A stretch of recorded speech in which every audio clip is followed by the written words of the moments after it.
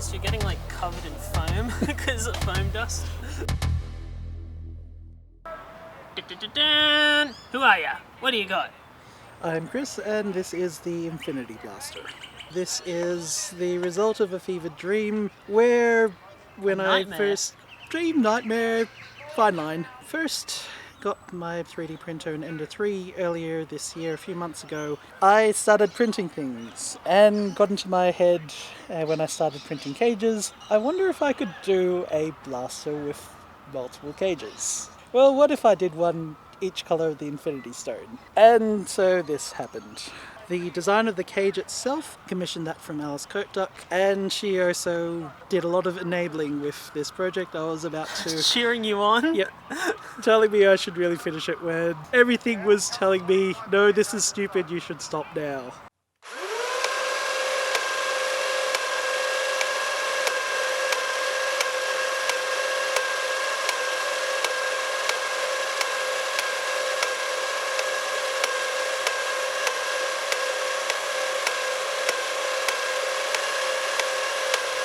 An average of 172.61.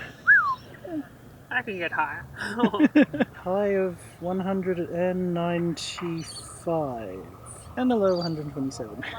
So that shot could make it eligible for HVZ. Each stage is powered by an MTB Rhino, except for the last stage, which is a Kraken.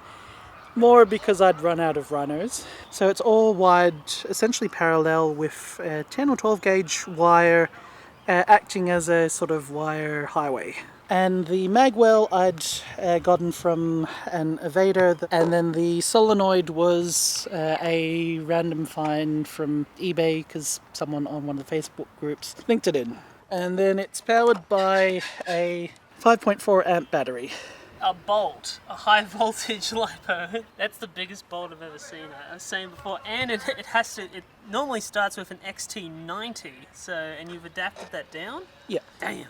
So it's the same battery I used in my Dominator, and it's held up well so far. Hasn't exploded, which is good. Oh, and of course everything's all MOSFETted and using cherry switches.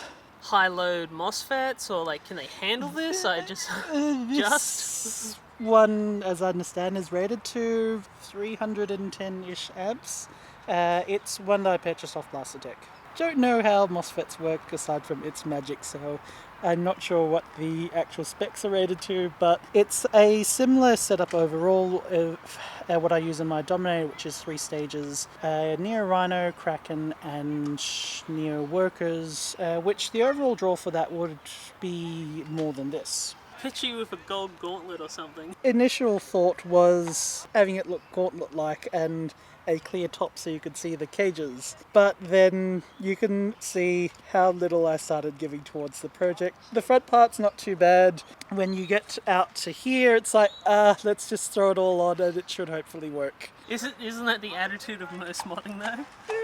So you've made basically a big base plate that all the cages screw into, and so Alice custom designed that for you? Yep. Yeah, so most cages, the screw port will actually sort of sit up a bit because it fits onto the actual blaster shell itself. Whereas for this, the initial process I thought was maybe I could get Alice to make a mount for the cages. Then it was, wait, if I'm getting her to make something, why don't I just get a cage that just fits on a flat? I didn't realise just how thick that polycarbonate wall is, and so you just drilled a hole and then thread into that? Yep, pretty much. They're meant to be self-tapping screws, but for example this one, you'll notice I haven't screwed it all the way in because I was actually starting to strip. Because it's designed for wood and not polycarbonate, I just left it at that and adds to the whole jank aesthetic. So if I cared more about this project, I probably would have made it nicer, maybe even painted it gold. But in the end it's done, it works, it doesn't catch on fire. I'm finished.